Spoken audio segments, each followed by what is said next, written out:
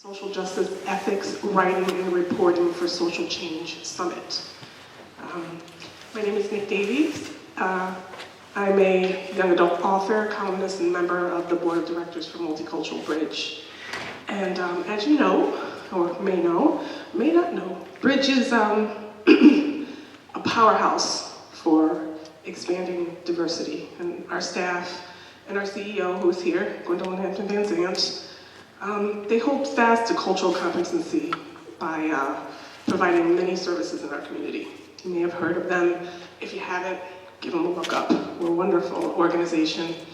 A few of these programs that Bridge does include emergency interventions, diversity training, including exploring workplace diversity and cultural competency. Bridge showcases events such as this to promote understanding in the community. I can tell you that I am very proud to be a part of the board, and that I'm very nervous, so please give me a chance to warm up a little bit here. It was kind of a last-minute call to action, so I'm very poorly prepared. So don't throw anything, and applaud. That's all I want to thank you very much for being here. I want to thank the Bard College at Simon's Rock for letting us have the event here. And I want to thank our sponsors, who are Multicultural Bridge, the Bard College at Simon's Rock, and let's see, who else? Berkshire Magazine. Let's see. And by the way, as you know, this is a free event. Who doesn't love free? And our wonderful staff and our CEO put all of this together. And it was a great undertaking. We called together some amazing panelists for you. Gwendolyn and her staff have done a lot of hard work to get this together. So if you like what you see and you hear tonight, please be kind enough to show your appreciation with a donation to Multicultural Bridge. And now that the ask is out of the way, I can kind of relax.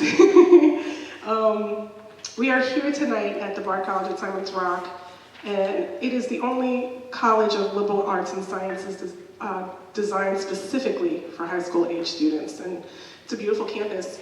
I haven't had the opportunity to be here very often, but I love coming. Every time I come, it's just like, wow. You know?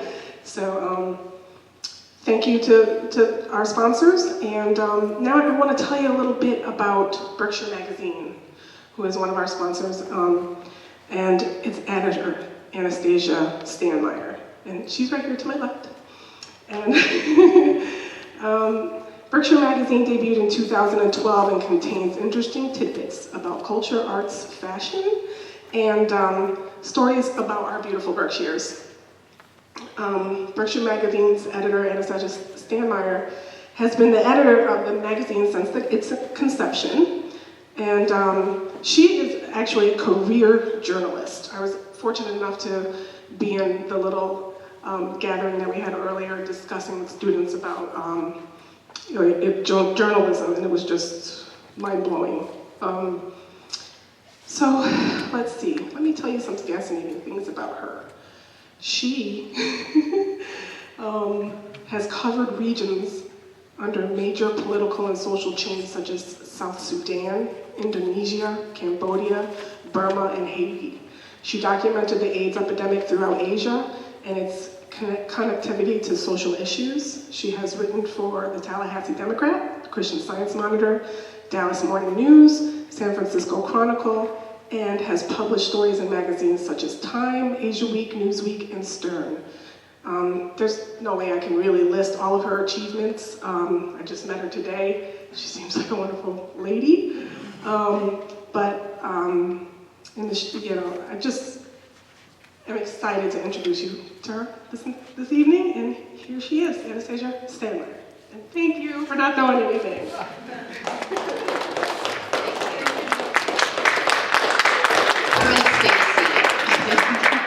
So thanks for everyone coming out tonight, and it was, I think, hailing when I got here on the way, but I think it's probably stopped. But So the talk we have today is social justice, ethics, writing, and reporting for social change. And as I was kind of, going online like I do a million times a day and kind of looking at what's going on, something popped up in front of me, and it was something that is a talking point today too.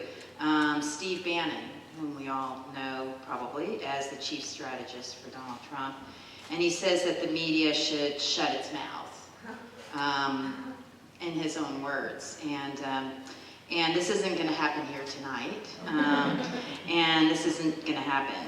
And so I guess that's one of the reasons why we're here too. Is how did we get here, and where do we go? And this talk isn't just among us panelists; it's also with you, and a dialogue that is going to go back and forth, and we love to hear your questions too. So this discussion is on social issues and the responsibility of journalists, politically and ethically, in a contemporary and rapidly changing and shifting environment. And it's both local and beyond too. What we see as our role as journalists and public writers, authors, journalists, as a sense of competition and getting the story first, but now protecting each other and supporting each other at the same time. And we're finding that journalism is a pretty loose term these days. And with information brings a whole lot of misinformation. As the public consumption of news first goes to social media, to Twitter, Facebook, before even major news sources. So we've reached out today to individuals to my left, and it's great to have everybody up here, and I'd like to know we're all women, which wasn't intentional, but here we are. And first I've got Nicole DuPont, and Nicole, I'm just gonna introduce everybody, and then they can talk a little bit, maybe for like 2 minutes, about what they do and what brings them here, and what stands out in their mind right now during this time. And so we have Jen Smith, and we have Eugenie Sills, and we also have Siobhan Connolly, whom I just met today. It's been a pleasure. And then we also have among us Isabel O'Donnell, who is the founder of the newspaper here, and really interesting person to talk to. And then way over there is Gwendolyn Hampton Van Sant, who is the sort of organizer of all this. And it's been a lot of work, and it's really come together. So thank you. So maybe I'll just start with Nicole first, and if you can just share some thoughts on whatever you want, plus a little bit of background of yourself. Yeah. You got it. Double fisting. Yeah, thank you. My name is Nicole DuPont, and I am a freelance writer and editor and content writer and poet, and I don't freelance mothering because that's a lot. I have just 2, and that's enough for me. I guess to get straight to the point of what brings me here, I am incredibly concerned about what is happening in this country, but also in the world. But I feel riveted by what is happening because now all this discussion is coming up. I mean, there was a certain sense of safety and stasis, I feel, sort of staying in the field of journalism. No one was really having a discussion about, well, is a tweet news? Is it information? Is it real? And I'm starting to feel now, more than ever, a deep responsibility to myself, to my children, and to everyone who reads every word that I publish, that there has to be weight there has to be absolute accuracy, but also the challenge for me is well, I know where I stand, but is that something I present to the public? Is that something that I am responsible for in the way that I slant a story, or the quote that I get, or even the stories that I tell? Choosing a story sometimes in this particular political environment feels almost like a moral choice at this point. So that's why I'm here, and I'm actually charged up to write for the next 4 years, 8 years. I feel very inspired and concerned for the future of this profession and for the people who read every word that's published on every platform. So.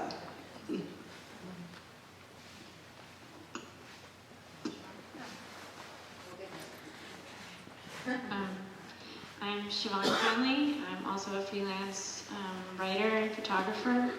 I've worked in newspapers primarily most of my adult life, community journalism. I have a really big interest in journalism as a craft, and I'm just interested in kind of the minutia of it. So I am kind of appalled at where we find ourselves right now, but I also feel that there's kind of a give and take, and we will see a stronger press, we will see stronger media in the future, because there needs to be, and I think that people will rise to that. I'm not, I don't think we all know the whole story, and my main focus is to remind people that we make mistakes, and everyone makes mistakes, and it is important to know what you don't know. So that is really my focus here as a journalist, is to kind of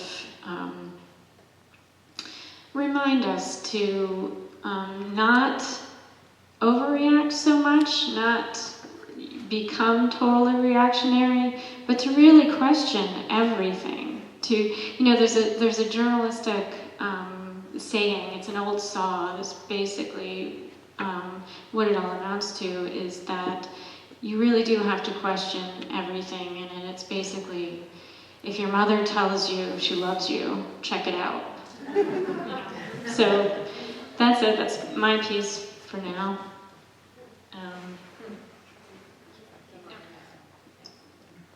Good evening. Thank you all for being here. My name is Jen Smith. I currently work at the Berkshire Eagle as a dual role of an editor and also a reporter. And I got my start working as a student journalist, then for an alternative weekly, and now for a daily newspaper for this region. So experienced a lot of things that way. My mission for being here tonight is to just spread the word of what we do. I think that a lot of people don't know what media is and should be. I wish there were more of you here, so my goal is to say something exciting enough that you'll want to talk about it at your kitchen tables and your water coolers, because I think that conversation is hugely important. I hope that you leave tonight with information and new information that you can share and discuss, and I hope you ask questions. I come from a family of teachers, and I'm not afraid to call on people sitting in the back, so I'm just going to put that out there too. But in terms of my concerns, I think any person who works for the media is pretty concerned right now, but I think we also have to recognize that we've been through this before. I think right now we are only getting a perspective from maybe the point of US media, and I've been to countries where their newsrooms are guarded with barbed wire and concrete barriers, where they're heavily censored. And so we have to understand that there's solidarity in the struggle, but there's also a chance for innovation and collaboration to break through any barriers that are being surrounded, that were being put in. So we'd like to maybe brainstorm some of those ideas tonight. I'm Eugenie Sills. I'm actually not a journalist, but I, for almost 20 years, was the publisher and editor, or founder and publisher of the Women's Times, which is a regional publication for women, which some of you may remember. We had an edition in the Berkshires and one in the Pioneer Valley. And I've been, I guess, a student of journalism for all of those years, and since I closed the magazine in 2011, and I am now a consultant in doing digital strategy and social media, which I got interested in while I was still publishing the Women's Times.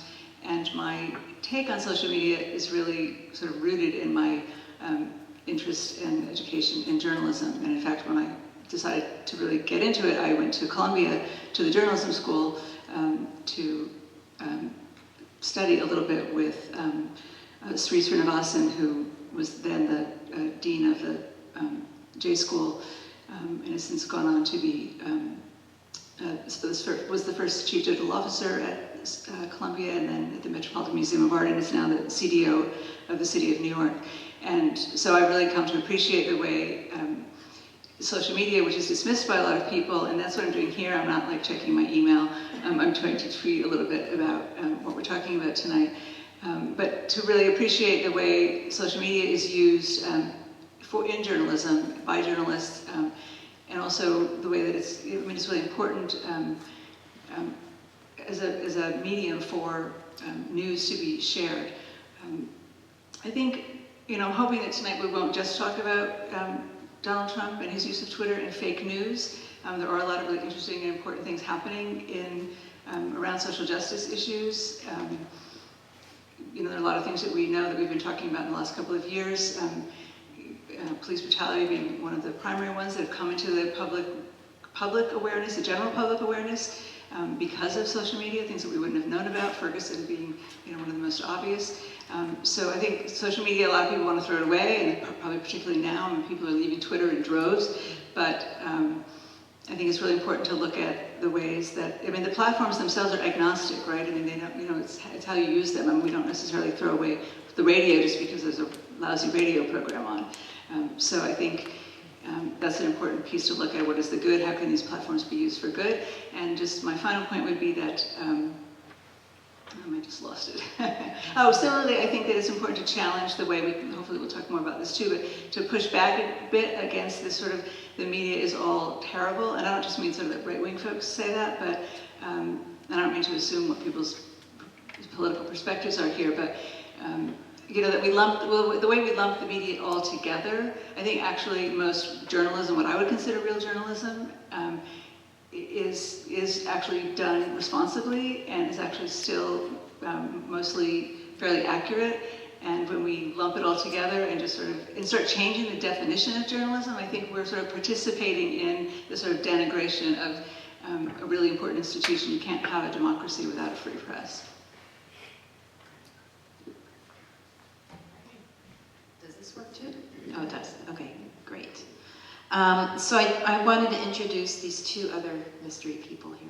Well, we kind of introduced earlier. This is Isabel O'Donnell. As I said before, she's founding editor of Speakeasy, and she is going to open up this conversation by asking some questions that we kind of pulled together earlier. And the audience is also welcome to give questions. And then Gwendolyn Hampton Van Sant is CEO and co-founding director of Multicultural Bridge, and also Director of Equity and Inclusion at Bard College at Simon's Rock. And she'll also be facilitating. So there's some organization here, but feel free to deviate if you'd like. So go ahead. Great. First, thank you everybody for coming tonight. It's really exciting to be part of this. But I guess for the first question, one of the more sort of broad things we wanted to talk about tonight, especially picking up on what you were just saying, Eugenia, of just asking generally sort of what do you all see as the responsibility of journalists? sort of especially in the contemporary moment, and how have you seen that sort of change over the course of your time working as a journalist or studying journalism and being part of public writing and communication? So that's a two-sided too. So what is journalism and what's my responsibility? Is that, or? Sure. Well, actually, I had the questions via email. I think how has journalism changed in my time? I wrote it's like an effing ping pong match. But what I mean by that is that there seems to be, because of social media and because of just the massive amount of what we think is information. It feels like we, and I mean we, not, is that we're being, there's a lull. We see it on a screen and we see words, and that immediately feels like, oh, that must be truth. And it's coming at us, and it's coming at us, and it's so hard now, just looking at the change, to digest information, especially if we're not sure if it's true or accurate or even researched, and then to form an opinion, form a feeling about it, where, you know, there's a baseline. Where do we stand?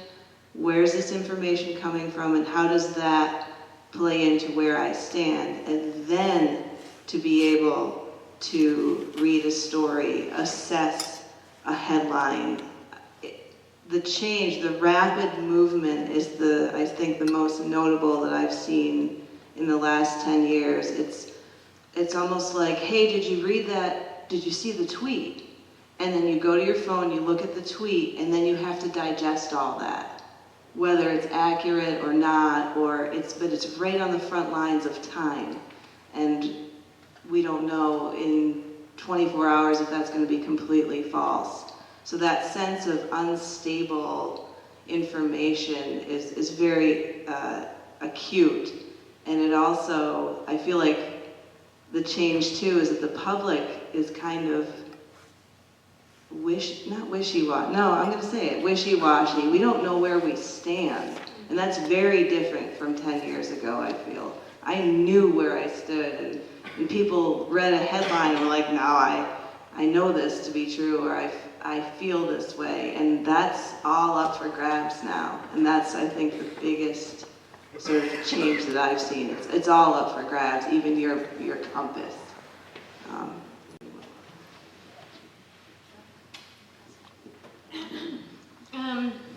Well,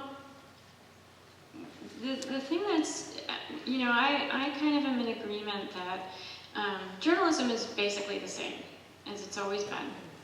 It is the job of journalists to find a story, find something that's interesting, find out all they can about it, and explain it in a way that makes people understand it. It is telling a story. It is telling a truth. Now, in a workshop we had earlier with students, it came up that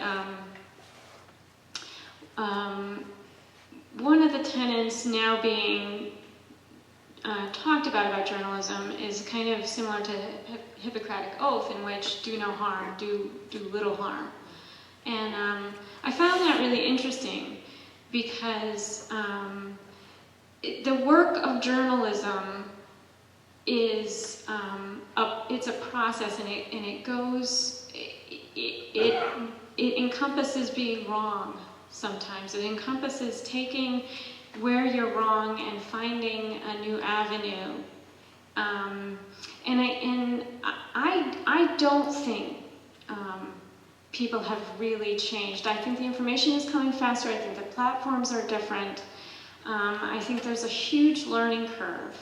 And I think that there is probably less critical interpretation of it. There's less of a tendency, or maybe less time even, to say, wait a minute, what are they trying to sell me, or what doesn't make sense about this? And across the board about pretty much everything you do. But I think in most cases, what's changed in journalism is the mechanism by which it's brought to you. And I do agree that there will always be that work, and that work is really hard to do. And the most exciting thing I find about it at the time is that there are more people involved. And I know that it's not very popular to say, but citizen journalism and crowdsourcing and all of those things where they have their drawbacks, they inform journalism, and they will make it, I believe they will make it better. I believe you will see more expertise in places that didn't have the opportunity to voice that. So I do see positive things with journalism today.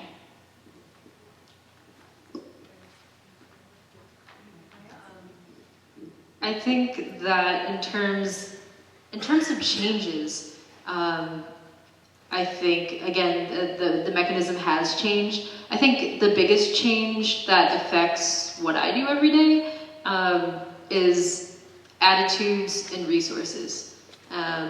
Attitudes in that if I spoke to my grandparents, and this is an anecdote from my childhood, but there are always a minimum of 3 newspapers on the table every morning.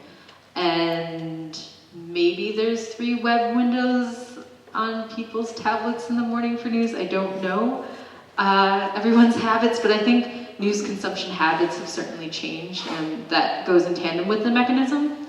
I think it also has created a different and at times really problematic sense of entitlement. So if you're really good at woodworking or baking, I don't go up to you and say, hey, you're really good at this. This is something that could better society. Give me a free house or give me a free cookie. But people come to me every day and say, give me free news. And that makes things very difficult to do. It's why there's a lot of criticism of the corporatization of some newspapers, because it became difficult for independent places to exist. So I think that's part of the struggle. And it also ties into the issue of resources. So I work for the Berkshire Eagle, where back in the day, let's say roughly 30, 40 years ago, there were reporting bureaus in almost every town that had, more than 5,000 people. We have nearly 40 towns in Berkshire County and the 2 small cities. There was someone there, and now we probably have a daily news staff of 10, 12 if we're lucky. And so when people criticize publications, we're like, why aren't you there? We don't have a jet to jump on to Washington. We don't have a Boston bureau anymore. And that ties into resources and also attitude, because if you don't support free, fair, localized press, then that interest and investment ultimately disappears. And so does the livelihood of people like us here on stage. So, now more than ever, it's really important to have that 2-way street and connection, so that maybe people have faith in us and believe in us. And I think now more than ever, we've always been an accountable institution, right? People say, every day someone tells me if I'm doing something right or something wrong, sometimes in really not nice ways. But I think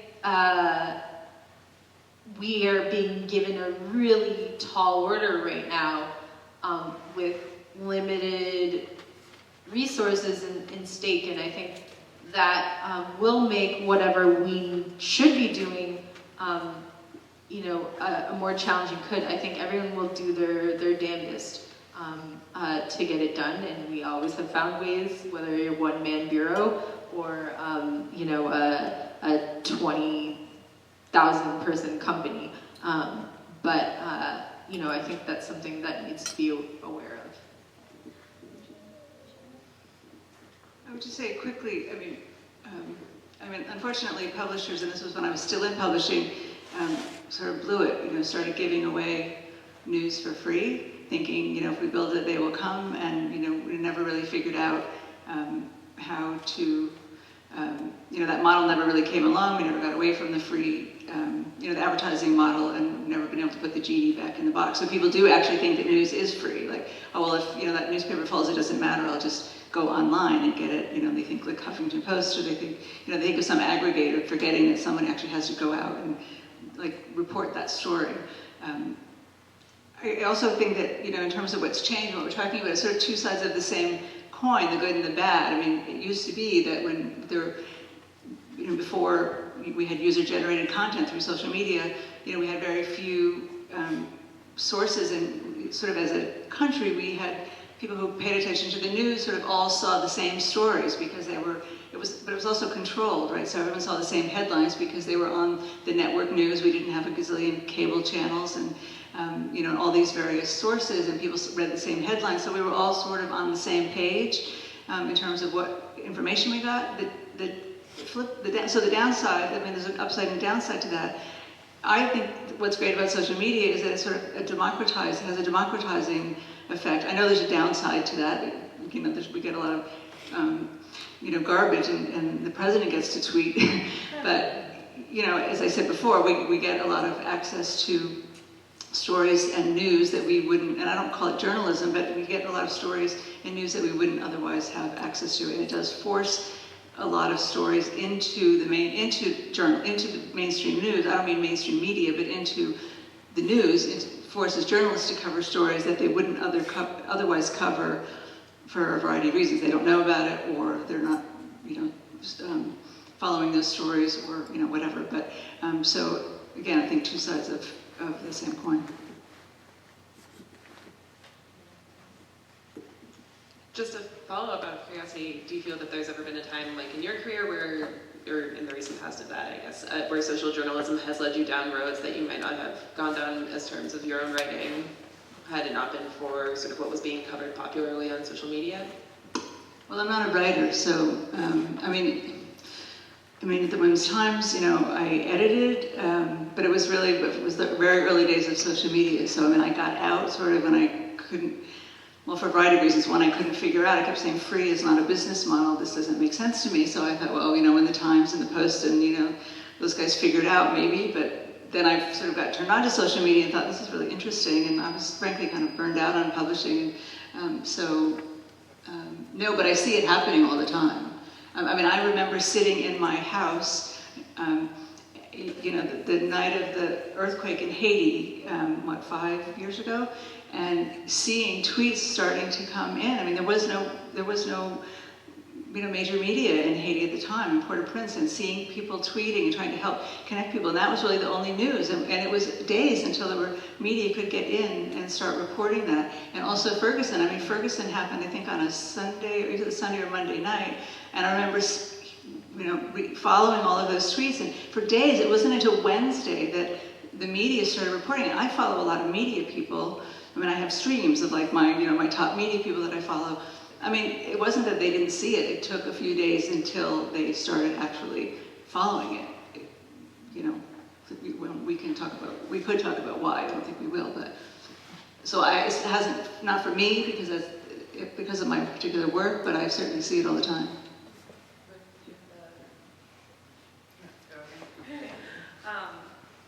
So I guess my next question would be, thinking about these sort of international events in journalism, how, as local reporters, how do you see your work sort of situated in terms of international and national news? Do you see a connection between the work you do here in the Berkshires and the work that is done in global journalism?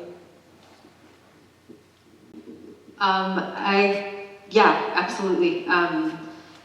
Now more than ever, because of the connectivity that we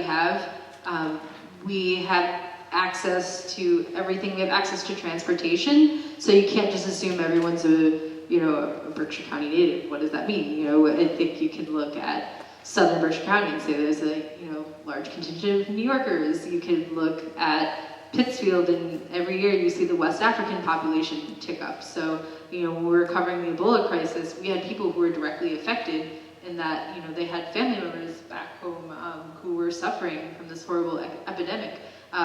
Same thing with Brexit. What happens in that economy will affect our global economy, and there are a lot of other issues that are interconnected that maybe we haven't heard so much about. And I think whenever we can, we try to pull that thread from abroad and pull it to our county and our desks and say, this is how it impacts you, and I think we're responsible to that.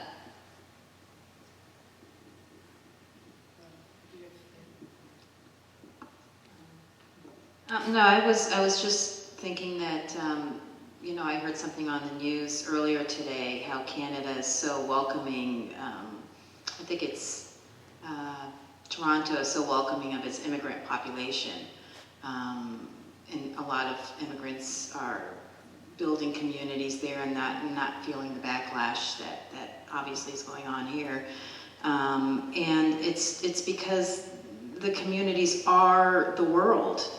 The world is in your community. And because of that, the issues around the world are affecting your community. And by bringing those stories home, it makes it more real. Because, I have a 17-year-old son who's like, well, what does that have to do with us? And I really am trying to show him that it does. And by telling the stories, in our next issue of the magazine, we're doing a piece on immigrant population here in the Berkshires. I think it's really important because it's, what's going on right now. So it's definitely connecting what's happening on a global and a regional and a national scope within a publication like Berkshire Magazine. I think a lot of people read our community publications, and to somehow connect that with what's happening beyond and bring it back again, I think is a very important responsibility for us as journalists. I think the most difficult thing about that is what does that have to do with me? And it's not necessarily journalists saying, what does that have to do with our community? I mean, just to give an example, I have a lot of friends who I actually train with, I box and all that, and they're from Colombia, and the anxiety surrounding the climate in this country is so, you could cut it with a knife. I mean, just the week of the election, you could just feel sort of this high tension in people that are normally just going about their day like everyone else. And that to me was, that's what that has to do with. I mean, it has everything to do with us, but for the local public, how do we tell those stories so that is very real? And to tell a story about, the immigrant population, or I have friends who are in Cameroon right now, and actually family as well, and they're worried about the border with Boko Haram. It's very real because it comes back to us 1,000-fold, and just to be able to tell that story to the public that's the first step. But then, how the public cares or doesn't care, that's kind of we just have to leave it at that and hope that those connections are made. And I think that they are. People have all kinds of friends. Our families are very diverse and becoming more diverse even in this community. And it's kind of wonderful to watch, but it also is jarring, I think, to the public. It strikes home quicker than it has before.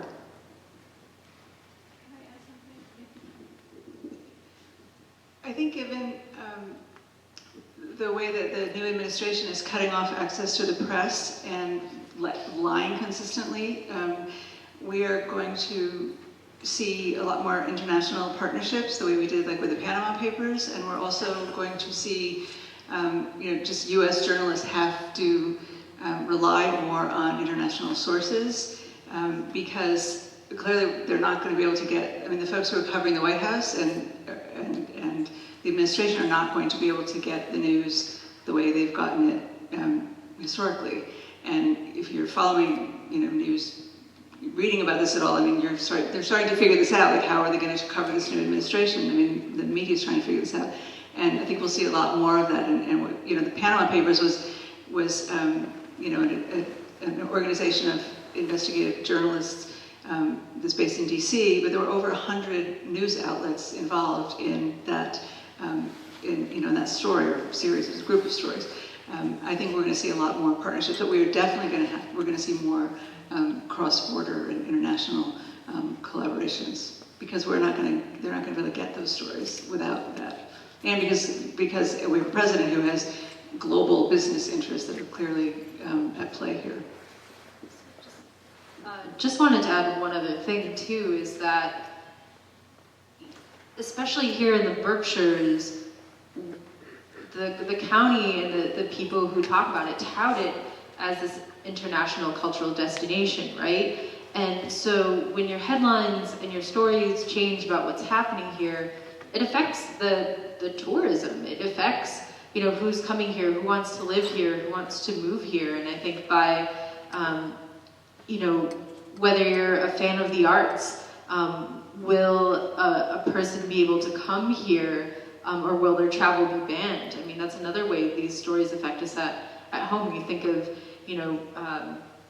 right down the road here at the Mehaly, I think they did have someone who couldn't get their visa and couldn't perform there, and I forget the name of the artist from Africa.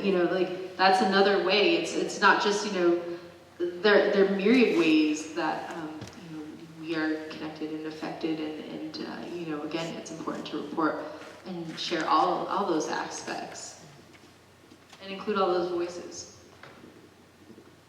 Yeah, I just wanted to say statistically, I think it's true that Americans are mostly interested in local news. They're not really interested in international news. I think there have been studies about this for like the past 20 or 30 years, and I think the more you can report something that's an international story, as Nicole, you were saying, and Anastasia, you have to be able to put a local face on that for people to relate to it, to say, gee, the guy who's running the grill at Bizan is, he's in this category, or, somebody else is in this category. So I think that's really important to do. But I think Eugenie also hit on a really important point, and that is investigative journalism.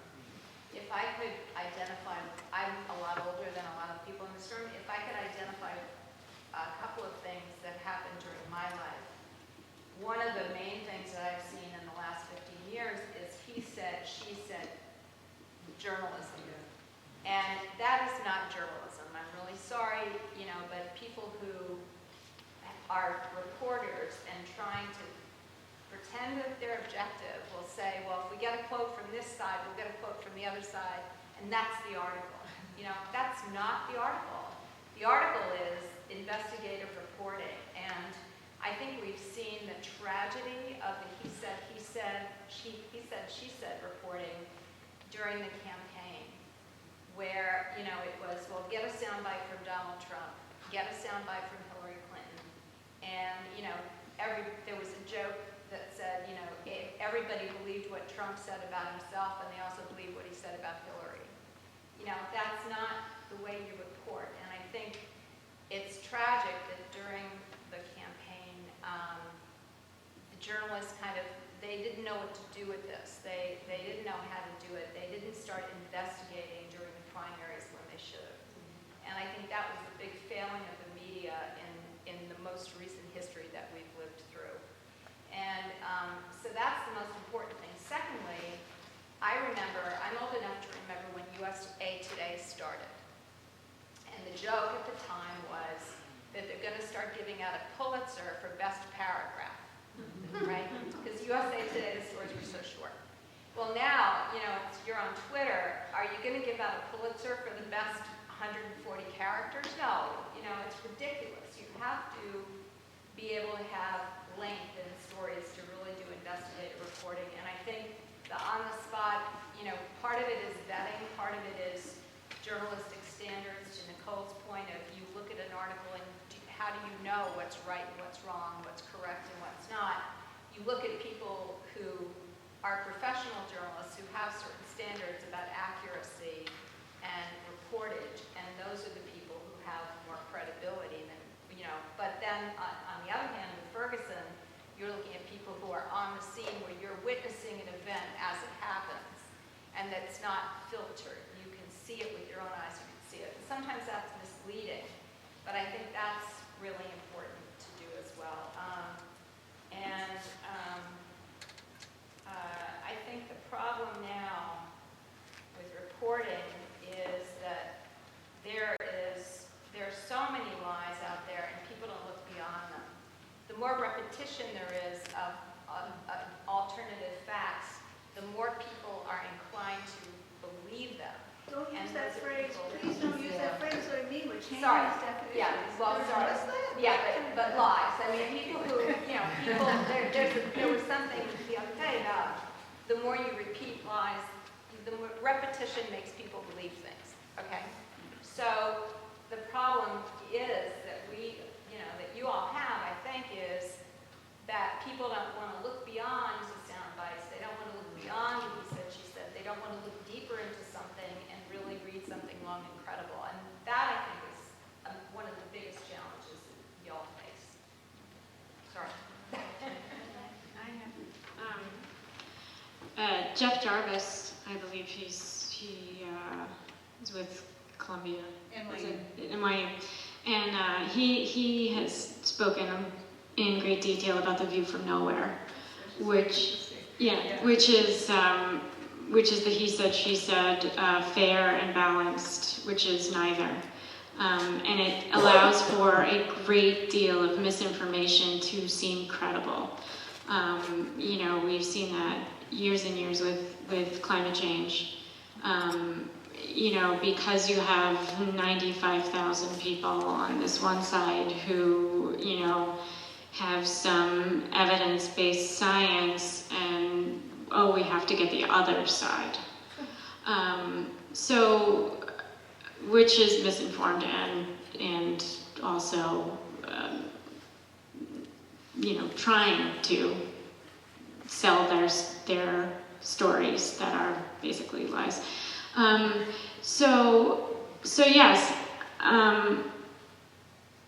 Yes, that is a huge problem, and I have said, my thinking on that in the career aspect of it is that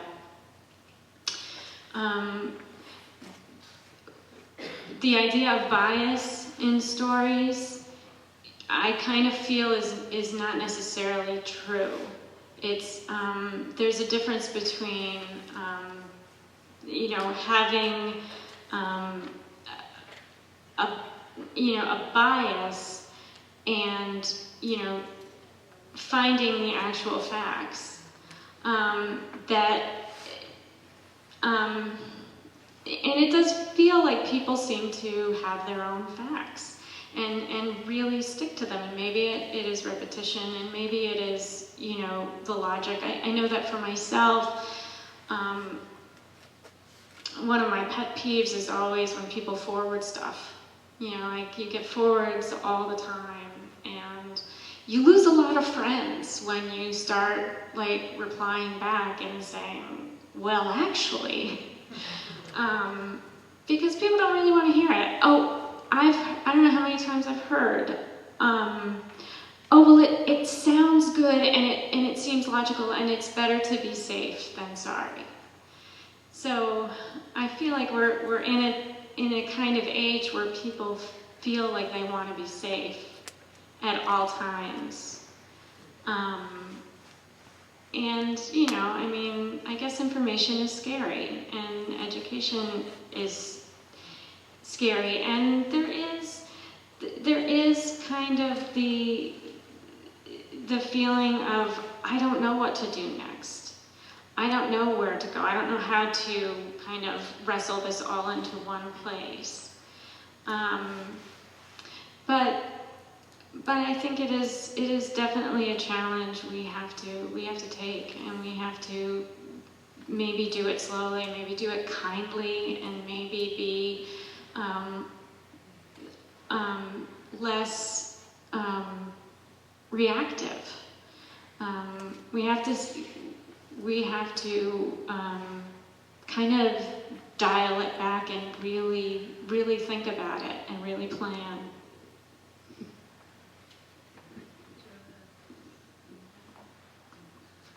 I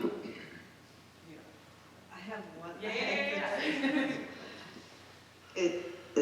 One of the challenges, I think, to that point, that journalists are sort of trying to craft the taste, at least, of their readers, and to slow everything down and, kind of dictate, well, this is real information. You guys need to chill out with the tweets, read this newspaper, we've dug it up, and this is how we're doing things. One of the challenges that I've faced, just as personally, is, well, Google Analytics, we really love your story about this subversive art movement and patron support, but people like recipes. That's what Google Analytics is telling us. So could you maybe do another food story? And so there's this sort of push-pull relationship with what the readers want and will read versus what reporters and journalists really know it's not even, I want to write about this anymore. I'm at this point now where I'm like, I have to write about this, and I have to find an outlet who will publish it because it's so important to me. I also have to feed to humongously starving teenagers, but that is a huge challenge, and I didn't even think of it until just now. Who's honing who's telling who how to present the information and the information that they want. Of course, when you read the Wall Street Journal, you're not looking for a recipe, we know that, but just sort of even having the analytics on the radar, which most publishers do, that's their job, it kind of puts a damper on things that journalists want to present. I mean, just personally, that's been my experience.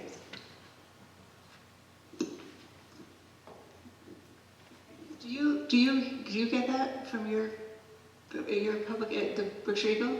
About what Do people want. you get any pressure from your publishers or the business side about what to write? I don't get pressured.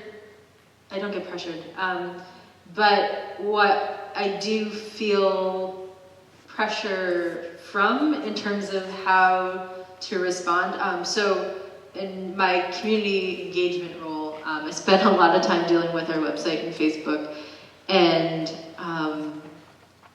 there are a lot of people telling us how to do our job, how to police comments. That's a huge thing. I never would have dealt with that 10 years ago, policing Facebook comments.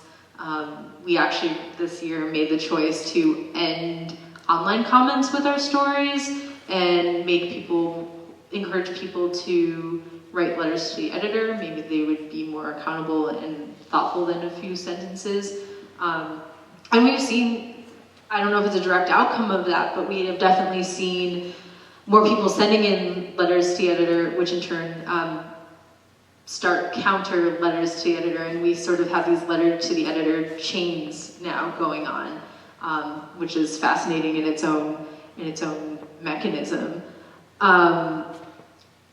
But I have had for the past, since Saturday, one gentleman constantly asking us to publish a retraction or fact check on the AP. It was an AP story running the side-by-side photos of the 2 inaugurations, Obama's and Trump's, and that we should we need to run a correction, and why haven't we done that, and aren't we responsible to the truth?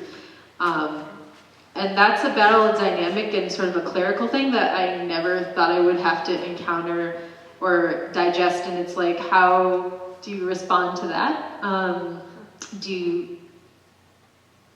you just send them a link to PolitiFact? Do you, just say, no, I tried to kill them with kindness route, and say, well, if you have something to say, write us a letter to the editor. But It doesn't affect your code. It doesn't affect what you write. In my personal experience, no, but I know that other people up here have had different experiences with reporting things. I think the only pressures I've had is my powers that be will ask me to cover usually it has to do with a community event. Can we make sure that we cover this because they're our media co-sponsor of this event, so we should cover it. But it doesn't. I've never had something that I wrote about that of whatever went down. I've never had someone say you have to take that out. And I've written things that didn't put it in the shiniest of lights, and I was like, but because it didn't happen, maybe it had a poor outcome. The event only was so far attended, and I'm not going to not report on that. I ask because I do think it happens sometimes at the editor level, and I think that, there's certainly, implicit bias. We all are carrying around, our biases, but I know a lot of journalists who work for major mainstream publications like the Times and the Washington Post, and I think so many Americans walk around thinking that, they're all being told what to write in the business side, and it's not true. I just don't think it's true. I think my friends who are journalists for respectable publications are not being told what to write. And again, I'm not suggesting that their own biases aren't getting in the way. I think they do. I think that's why I was reading about Ferguson on Twitter for 2 or 3 days before they started writing about it. They were seeing it. And I see this in other stories that I see on Twitter that I don't see journalists picking up on. And I do think there are things that happen at the editorial level, and with all due respect, I've seen it happen at the Eagle, and I'm sure it happens nationally too. But although I know some of those editors too, but I think that the media and journalism. I'm not suggesting we don't have a mess on our hands, but I think that we sometimes just throw everything into the same pot when there's actually a lot of really, really good journalism being done, and a lot of really good people doing really good work. And I think if you look at like David Farrenhold at the at the Washington Post and what he's done, the reporting he's done, did during the campaign, and what the Post is doing, and they're actually making money, and they're adding investigative, a new investigative team, and there's a lot of stuff happening that's good. BuzzFeed has just added an investigative journalism team, and there's a lot of good stuff happening in the nonprofit area as well. So I'm here to stand up for journalism, I guess.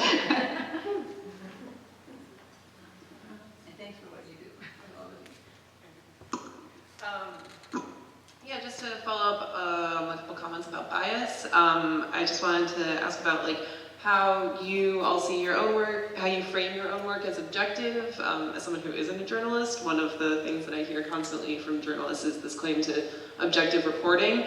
And I was wondering if you could discuss a little bit of what the importance of objectivity is in your work, and sort of what you see claims to being objective reporters doing in the contemporary moment.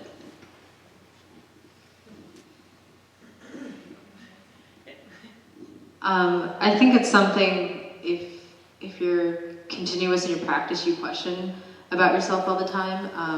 I think it's easy to, know what your interests are and want to cover and pursue those interests, but it's also my responsibility to cover things that I'm not interested in, and to talk to people I might not want to talk to, but I have to anyways. And I think you hear this literally on the radio a lot, sometimes in interviews, where there's more talking from the reporter than listening. And I think one of my practices too in objectivity is just to listen more and then kind of review my notes and try to understand better what's happening in the story. I think a lot of times, sometimes you can argue things, and I think there's also a time and place for that too. But, you know, one of the examples that I can think of having to talk to someone you might not agree with is I had to talk to the head of the Westboro Baptist Church once about what they do, and my greatest tool in that point was just, again, not being reactive to what that person was saying, but just to listen, to take notes, and ask good questions. So to do that, I kind of looked at what that organization was constantly being asked. I'm like, we know the answer to that. I'm not going to ask that question again. But to really just kind of listen thoroughly and to almost present to, in the reporting that I did, where they were coming from, instead of just being like, okay, these people are crazy. And that was, you know, it was a different practice than, you know, you might have wanted to be conditioned to say something else or do something else or hang up the phone. And instead it was like a 40-minute conversation.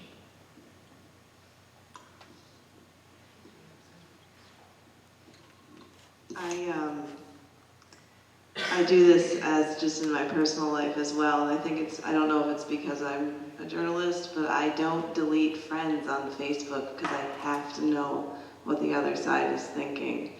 I have a family member that is a profound racist, Trump supporter, anti-female, but I cannot bring myself to not have him on the feed, and I think it's because I'm just that sick, or I just have to see it and I have to know it. I don't understand it, but that's just from a personal perspective. I do feel like there is I don't want to say a benefit, but there is something very powerful about knowing what's out there. All of us here are perhaps of the same mind, but there are people, millions of people who are not, and that's why we're having this conversation. As far as reporting goes and being objective, I can only give this anecdote. I'm not going to give away the story, but I have to say it because it was so difficult. I'm talking to you right now.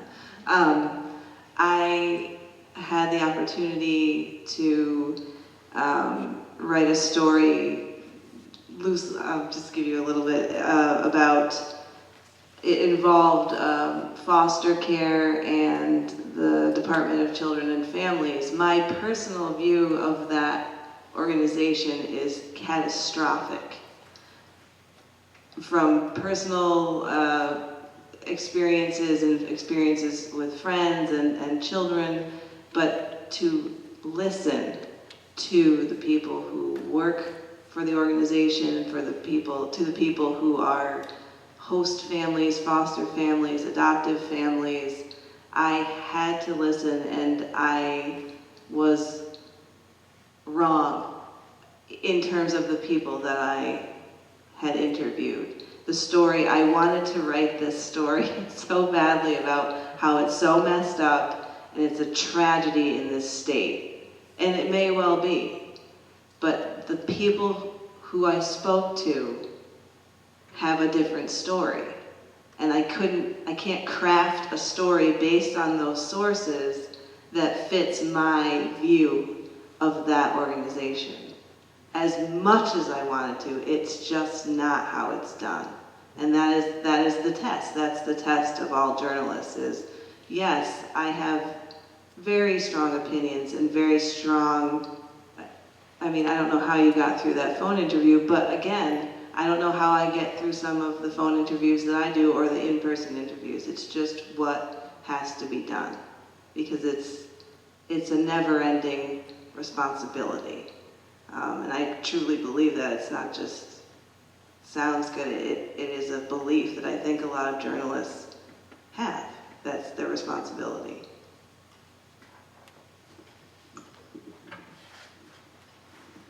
I really agree with Jay Rosen, the view from nowhere.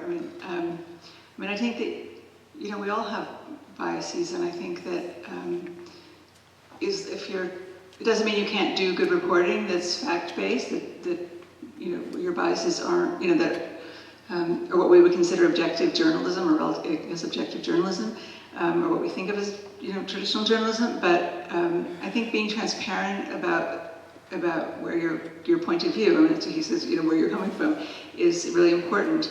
And I think in terms of, social justice journalism, what we're talking about, and there are more and more, we're seeing more and more reporters being, with specific, job titles and beats around social justice, or justice reporters, or race and justice reporters. The Times and the LA Times are adding staff with these roles.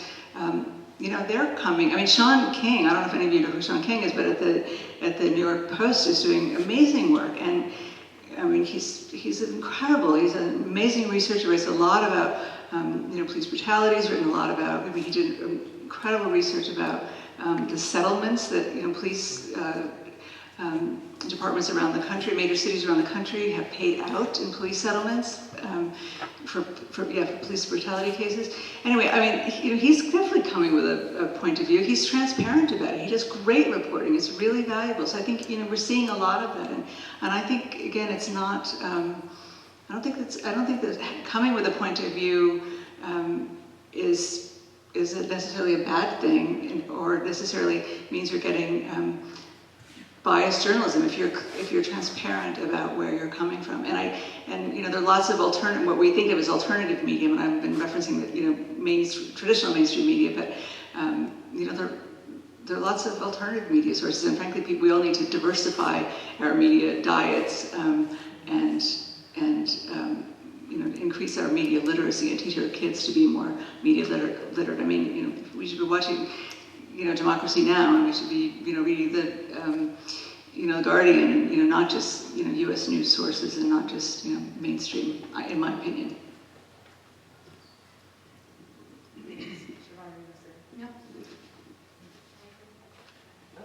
Can we ask a question?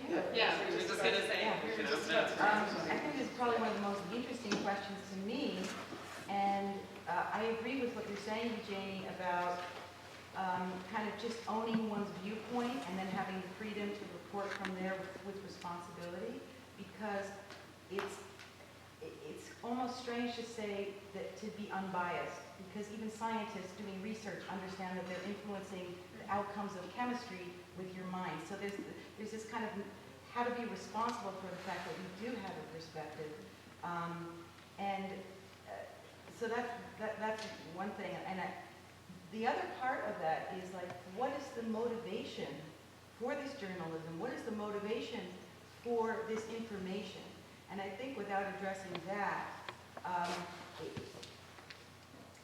we're not serving ourselves as human beings, right? So it's is this news going to support a good plan, support goodness, support healthy things, or am I trying to destroy something? It's where is the motivation for the work? And to me, that's fundamental, because I think with the biases, what I've been hearing in certain situations is the biases, when you're unaware, can be very destructive.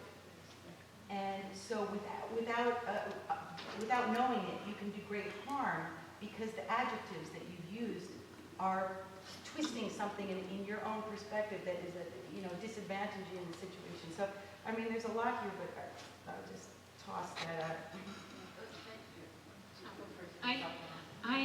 When I was a young reporter, another reporter who was older came up to me, and we were at the same meeting, and she asked me if I had an opinion. And so I said my opinion. And it was slap me on the wrist. You're not supposed to have an opinion. You're a reporter. And I thought it was odd. But that was the whole mantra at the time, was you are not even there. And, but, you know, and I further come to see, when you had mentioned earlier about the do no harm, my mother, this is going to seem like a segue, but my mother was in a nursing home for a number of years, and the first nursing home she went to was horrible. And it was just, the care was awful, and the place was awful, and we worked really hard to get her moved. And the place that she ended up outwardly looked no different. You know, it was an institution, it had some of the institutional experiences, but the difference was in the mission. In the first place, they told us, everybody's wonderful here. If they're not wonderful, they get fired. We don't have problems. In the second place, it was, we have problems. And we accept that we have problems. And we don't sweep them under the rug. And when you say you don't have problems, or when you say you don't have an opinion, you're sweeping it under the rug. And I mean, that ties into, I mean, in that case too, it's good leadership. And I think as good leaders in this practice, you're a good journalist if you care. You can't do this work and not care, and that should just drive you. You care about the community, you care about making change. I mean, I think you talk to any journalist while you get in there, you want to write something that will make change, and hopefully in a positive or impactful context. And, you know, one of the things we were talking about in the workshop before is that, you know, we get in these nasty habits, right, of old school practices, like the gallows humor of, like, if it bleeds, it leads. You know, you could have the best story in the world, but if there's a fiery explosion, that's got to go on the front page with, like, a full page multicolor picture, and now it's like a droid video and things like that, but drone video on whatever. But I think that awareness of that, we can't always keep doing that. I mean, sometimes there's merit to doing that for sure, but we can't always keep reporting the way we're reporting, just showing problems, has given rise to sort of new disciplines or efforts in journalism. There's something now, there's the Solutions Journalism Network, which aims to report on actually what policies are working in communities, what things are working right, because a lot of times we just say what's going wrong. We never do the follow-up story of, like, you know, something terrible happened, a policy was changed, and how is it going? Is it really serving the community? I think a lot of outlets are depriving people like you of that story, and I think, you know, if you don't see follow-up on something, or, you know, there's so many bills in the Massachusetts House. If you go onto the website and you put a number, they're just sitting in the water. And I think it's really important to say, well, what happened to those? There could have been a huge plea, you know, all this petitioning, this huge outcry, and that legislator picked it up because maybe it was trendy, and, you know, we can't ignore hundreds of screaming people. So it goes to legislature, it goes to the House, it goes to the Senate. Then something stalls, or maybe sometimes it passes.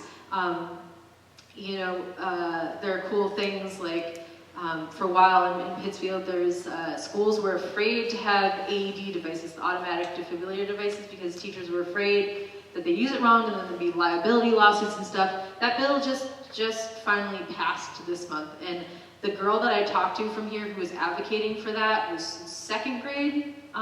When schools are saying no, they can't have it, she's a senior in high school now. So one of the stories out of Pittsfield working is saying, like, look, Allie, your bill passed. What does that feel like? And those are important stories too. And there are attitudes that have to change, right? There are cultural shifts. There are, you know, and sometimes it gets tied up into political correctness, but, like, the idea that so there's something called the Good News Network, and they just kind of post positive stories without necessarily thinking more deeply about the story and what's actually being affected. It's like, yay, you know, this kid who's disabled and they got asked to prom, and isn't that great? There's actually, you know, from this disabled community has started calling that inspiration porn, where it's, you know, reporting on stories that feel good for the people who aren't disabled, but, you know, did that really change that person's life? And so, you know, there are these new ways of thinking, and so I think sort of an extension of objectivity has to be this awareness of, you know, cultural changes. And because this nation is becoming such a mix of different cultures, things are going to be interpreted differently and manifest differently. So that's the thing I'm always trying to be aware of and try to listen to and say, like, not brush comments or information like that aside. I think that the purpose of journalism is inherent in, you know, the definition of journalism, what it is, which is to, you know, inform the public, to report the news truthfully, make sure it's verified, ethically, you know, to be a watchdog on those in power. I mean, I think that's what journalism is, and that's what separates it from other forms of communication, from, you know, PR, from you know, everything else that's out there. And I think that's why it's important not to have a broader, looser definition of journalism, and not to include all kinds of things that aren't journalism in that definition. I mean, journalism is a specific thing, and there are other ways that we hear about news and things that are going on that are something else, and that's fine, but let's call them something else so that we're clear about what is and isn't journalism. I was thinking of Yes Magazine, because I think, Jenny, you've written for Yes Magazine, haven't you? Sarah Van Geller? The editor is coming to Simon's Rock to speak. When? February 15th. Yes Magazine is a national magazine. I think they're based on the West Coast. And there, I was just looking up because I couldn't remember how they say this, but they're, I mean, I think of them as sort of being positively focused, but not quite what you were saying. But the way they say it is that they frame, this is why I like to have my computer with me, they frame, Yes Magazine reframes the biggest problems of our time in terms of their solutions. So they cover very serious issues, but they obviously have a different sort of spin on it.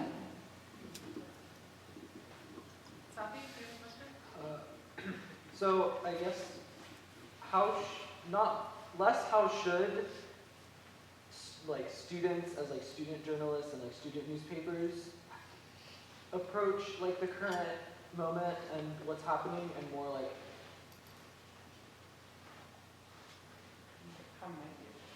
like what can we do as opposed to what should we do? Because I think right now there's a lot of question in terms of the fact like campuses kind of seem secluded but really aren't, and so to what extent should we be either like broadening our scope to the entire world or to that outside community, or maybe trying to focus in more on what's happening within, let's say, the campus?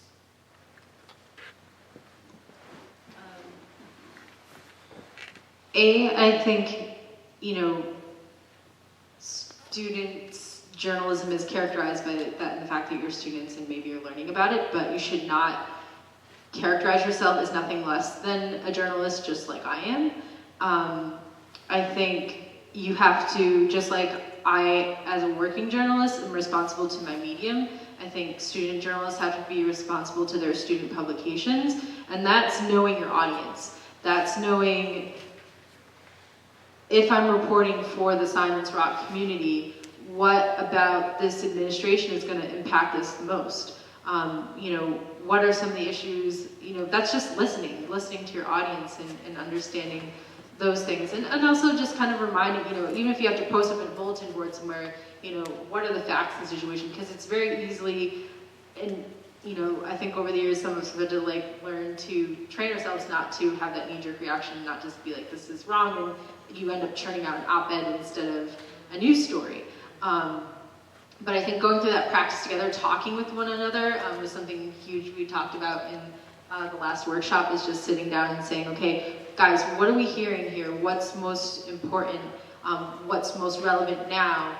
And then also thinking ahead and saying, like, what are the next steps? And I think that's something that, you know, Yes Magazine and sort of solutions journalism, like, you know, the AD story that I was just telling you about, like, not just like, okay, this bill happened, but what's next? Well, the problem is that schools are afraid to invest in them and train them, so I'm going to be reporting on teacher training and how much it's going to cost schools and things like that. You always have to be looking ahead and kind of contextualizing things. But yeah, always know your rights as both a member of the public and as an individual citizen. I know I've worked with college campus staff that have been told that they can't look at police logs, and that's absolute BS. Any one of us can walk off the street and look at a police log because it's a public record. Arm yourself with skills like learning how to find a Freedom of Information Act, FOIA template, and then practice writing a FOIA request. Those are just some of the things I could offer you for sure. Anybody else? I have a quick question. We talked earlier a little bit about the difference between reporting and recording. And in the workshop earlier, we talked about perhaps British publications not being afraid to challenge people in power. So what are we afraid of in the American press that we're not challenging people in power, that we're not questioning to the degree that we have the right to do? Well, I think it's, you know, the game has suddenly changed because there's a tremendous threat now to not only freedom of the press, but to journalists and to individual journalists. I mean, we have a president who, you know, the first press conference after being elected, you know, really pretty much attacked a, you know, prominent journalist in a press conference, and has also tweeted, you know, sort of bullying a specific journalist, an individual journalist on Twitter. And I don't know how many of you have heard about the sort of Blue Lives Matter legislation that's being passed around the country. It's, if you don't know about it, you should Google it or ask someone who knows. It's already law in, I don't know, maybe Arkansas, but it's being considered in a lot of different states, which is, it's sort of in response, I think, well, clearly to Black Lives Matter, but where states are passing legislation that they're trying to make attacks on mostly police officers, and some places also other, you know, like first responders and firefighters, but, you know, a hate crime. Now, clearly, what you do for a living is very different than, you know, the categories for which we have protected class. It's different than a protected class, you know, of folks. So, but what's happening is that, you know, that's a very subjective, the language is very general and vague, and it's a very subjective category, and we're starting to see with these reporters who were just caught up in this protest, who were arrested in this protest. I think there were 6. You know, not only are protesters being arrested for protesting, which is, you know, constitutionally protected right, but journalists are now suddenly, for the first time, for the most part, being arrested for doing their jobs. And again, this is, you know, we rely on a free press. And so, this doesn't answer your question, but I think we now have a very different question. I'm hearing a lot of press resolve from people in the press to sort of learn how to work together in a way that they haven't before. You know, there's talk about, you know, at a press conference when, you know, the new administration won't answer a question that the next person asked will ask the very same question, and they'll keep doing that. Talking about how to collaborate more with other news outlets and reporters. So if someone can't, for instance, get corroboration on a story, they might call someone at another news outlet who has done research on that particular story. I think there are new tactics going to be needed. I do think we'll see more pushback. I think you'll see more spine, if you will, in terms of challenging. So rather than speak to what's happened in the past, I think we need to look at what will happen going forward. I do think, you know, I mean, you look at Amy Goodman of Democracy Now!, I mean, she has certainly she's put her life on the line, and certainly many other journalists have. Well, and if you look at, again, somebody like Sean King, I mean, lots and lots of folks have, but I think it's a whole different. It's a whole different environment now. It's very scary.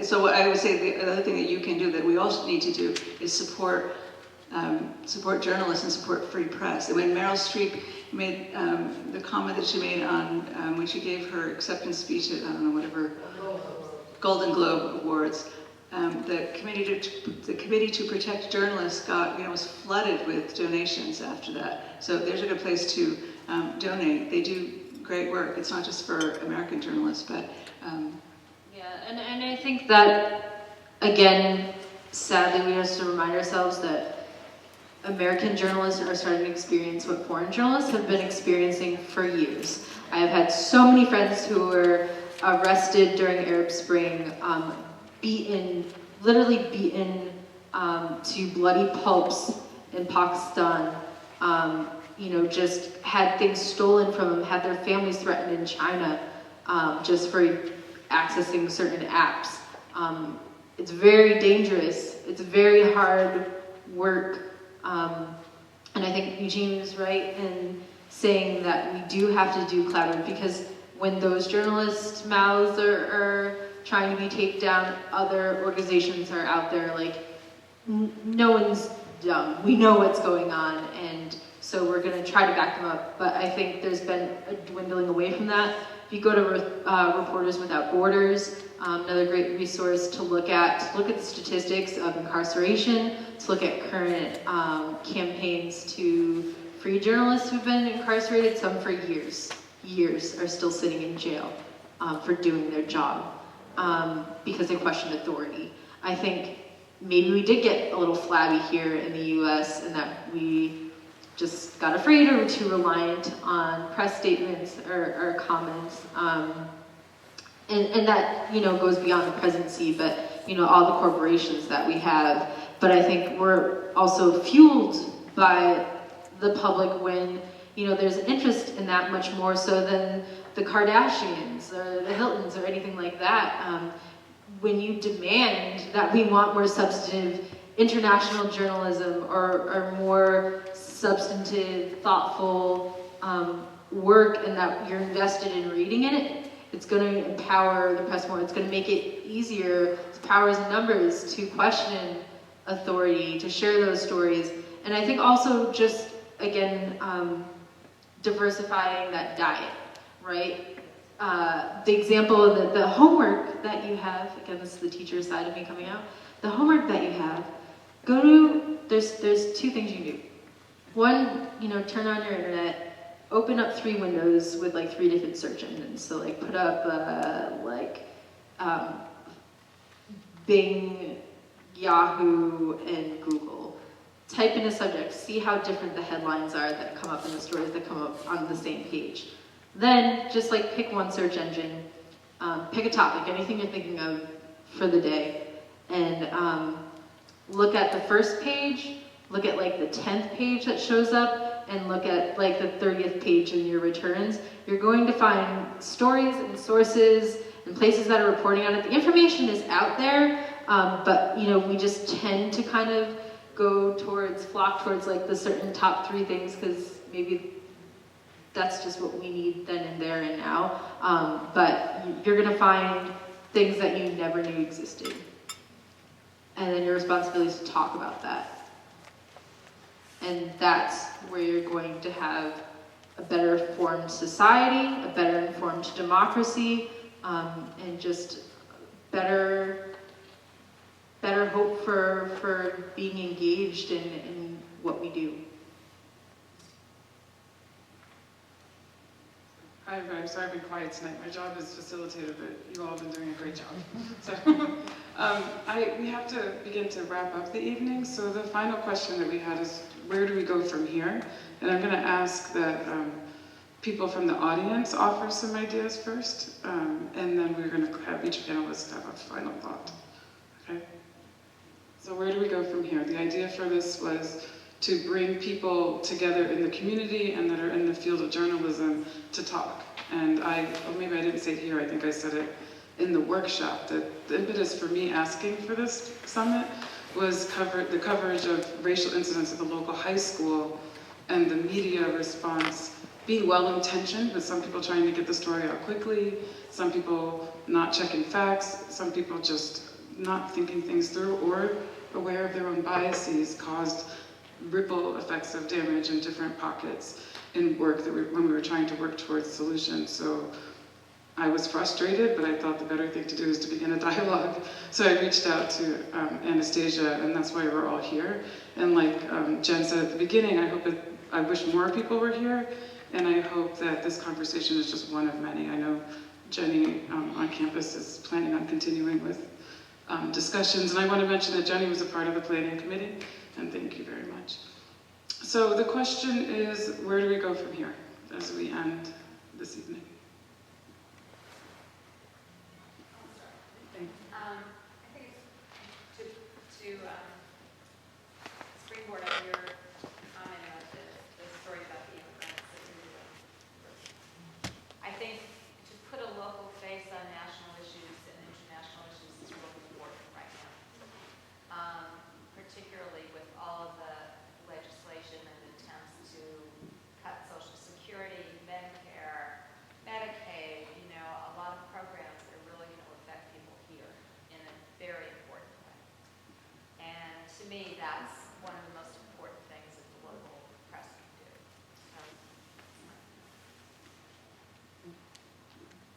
Be accountable.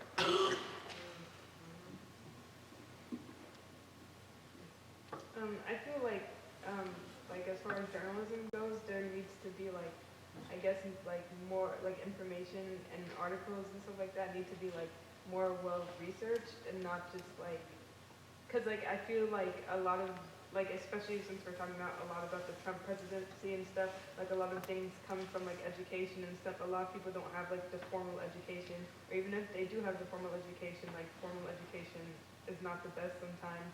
That maybe newspapers and stuff like that can be another method of getting that information out. So if you're doing something about immigrants, talk about how immigration actually affects the economy, or if you're doing something about racism or something, and then a lot of the arguments have been towards the white working class, talk about how being in the white working class is different from being in the black working class and stuff like that. Just incorporate more research.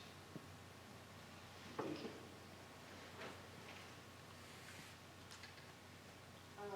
Something that I've been thinking about with as far as where we're going to go from here is with new technology that demands new policy being made, new laws being passed, and in particular thinking about what will soon be the proliferation of drone footage and a drone presence from all media outlets.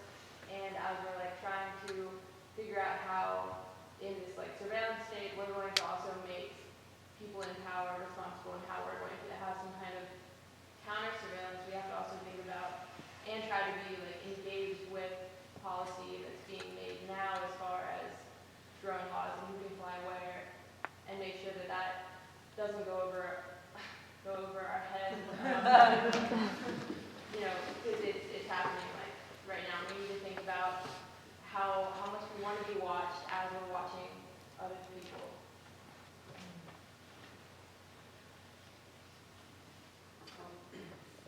Maybe stating the obvious, but I think it's very important that we work with other people. I mean, I know there were people, probably older women on this women's march that just took place and said, well, I never did anything like this before. And it's really important that we all do things that we've never done before and do them together. And so, for example, on Facebook, I'm sure you all know there's a list of 10 things you can do. People saying, call your representatives every day. And the point is to start doing things together because of the strength in numbers. And it's kind of like the journalists, where we really want journalists to step up and be protectors of the truth. We have to do that as well, all of us.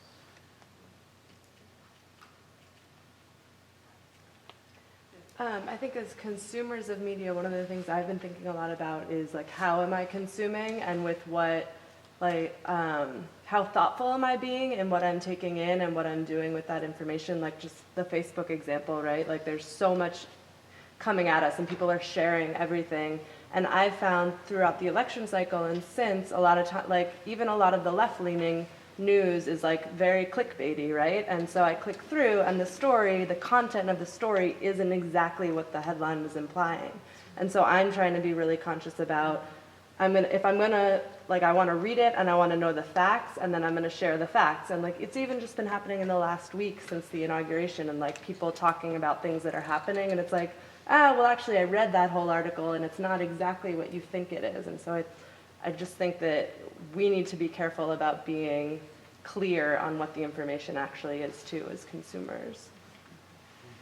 Building on that, I think that it is essential at this point that every major news publication, whether anywhere from Twitter to the Washington Post, needs to have some form of fact list on what's going on with the environment, because just like, yes, I know this is social justice, so a little off topic, but I think that at the same time it is on topic, because from some estimates that I'm reading, in 50 years the East Coast is going to be underwater and 1 billion people are going to be displaced. And I think that if we're thinking we've got an immigration problem now and we've got global refugee crisis now, imagine what happens when 1 billion people are going to be displaced in 50 years. As responsible consumers of media, I would also say we should all pay for some media. Yes. Something and subscribe to it. And if you can't afford to, go to a library and read a real magazine or a real newspaper and get yourself off Facebook and Twitter for a while. Look at that too, but interrupt your mind habits with that, and also give the actual resources to the people doing the reporting. I just want to say on the flip side of that is that we all have the potential to be citizen journalists now, and that's a real responsibility. And I think one of the most important roles for professional journalists is providing the context. Some of the most compelling news that I get is raw footage from the top of the crane.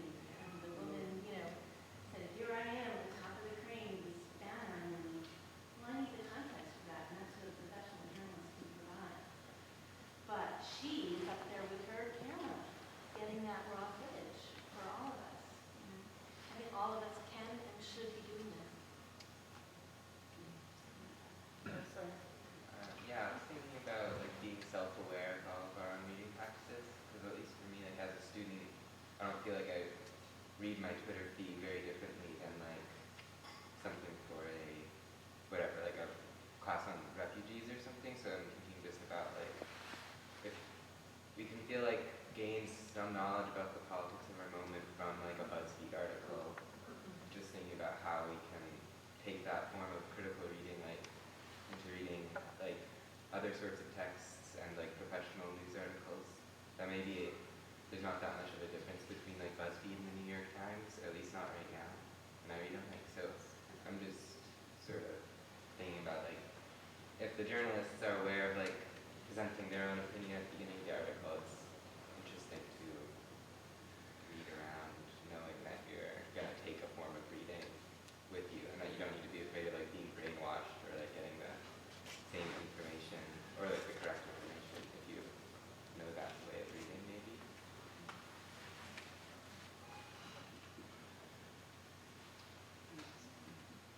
So we're gonna go, and everyone's gonna have like their final thoughts, right? And then we're just inviting you out there for refreshments and informal conversations, so. You can start.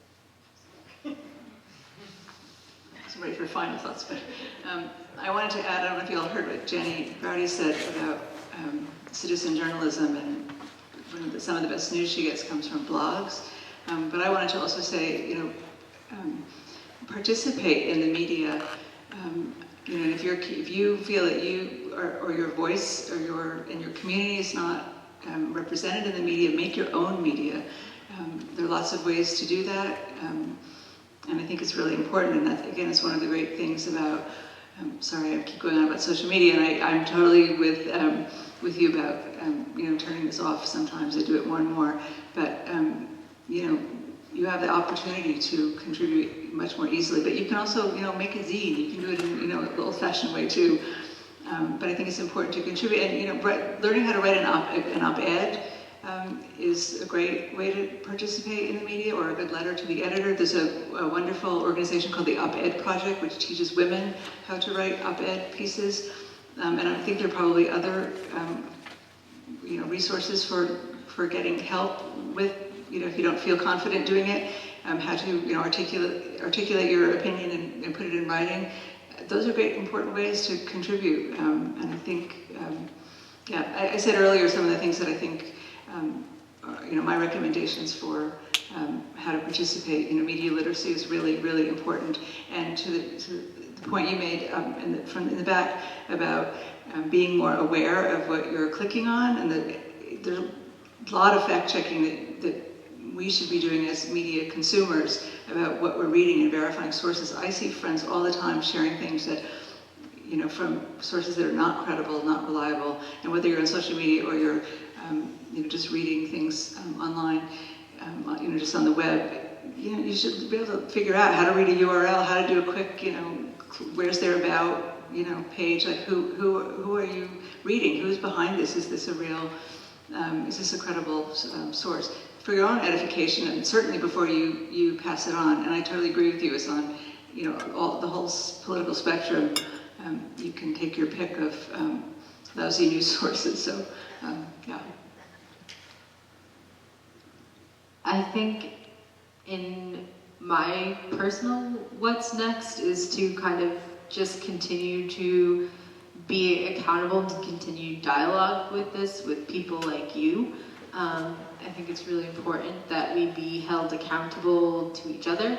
And my dream vision is to really grow what we do and grow good journalism and share good journalism, much like the farm to table movement. We are local products. We can be good for you. We have good stories to tell. And I think, people are having conversations with their farmers, have conversations with us who produce good things for you. I think that's important, because if we don't have that conversation, you're going to keep thinking what you're thinking, and I'm going to keep thinking what I'm thinking, and presume that maybe we're on the right track. But if we don't inform and nourish and encourage one another, we won't have a fully democratized press. Yeah, I think it is a process, and I'm glad that there are more people interested in that process, and I just think that the most important thing is to be open and to ask questions, and to not necessarily, and to kind of look at everything as what am I getting out of this, and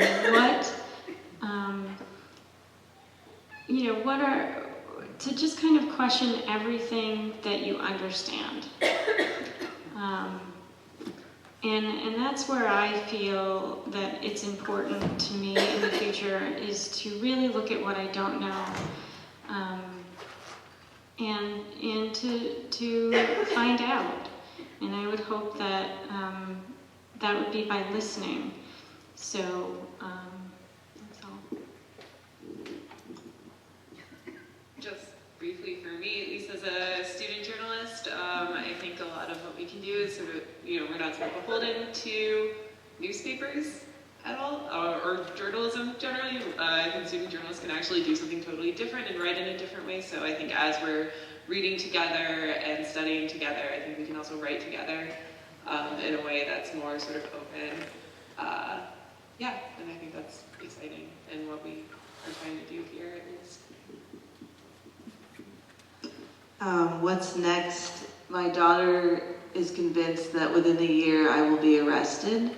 And it's for, actually to your point about why aren't we pushing back as much as, news outlets in the UK, I think we're in a period of shock.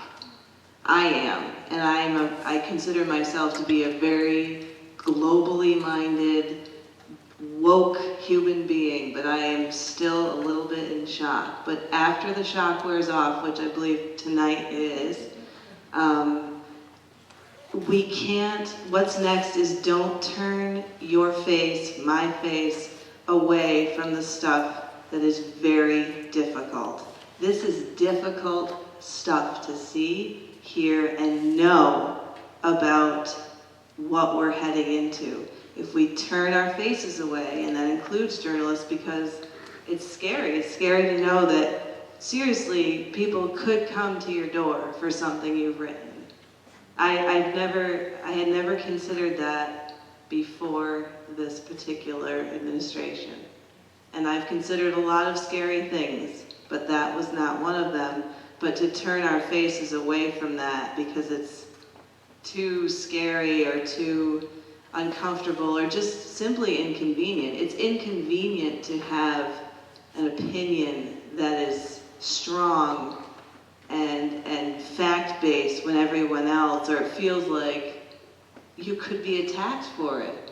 But this is just a very, I think, a small shockwave. What's next is don't turn your face away. And people are really raw, and I think they are waking up. And as much as this terrifies us all, I think it is absolutely, what's next is you're gonna see some riveting, real stuff. And it's stay the course. It's not, oh my God, this is too much. What does that have to do with me? I don't care who the next president is. Care, because it's going to affect all of us. Wow, this has been great. And just listening to everybody, it just kind of rekindles or reawakens or supports my sense of being a journalist and my craft of being in journalism for many years now. And that sense of responsibility and accountability and just listening and bringing it home to the community here in the Berkshires. And also I would suggest following journalists on Facebook and Twitter. People like Jennifer Brody, who's got some great content in her postings. And if you need an uplifting sort of, you want to smile or something, follow Jen Smith. Because she's got some, need a hug in the mornings. You're always posting something really positive, which is wonderful too. And just, I think journalists have that sort of sense of responsibility that we feel we're going to follow through and make sure that we're providing that information. But at the same time, we need you as consumers to also, let us know and connect with us and, read. So, thank you very much for coming, by the way.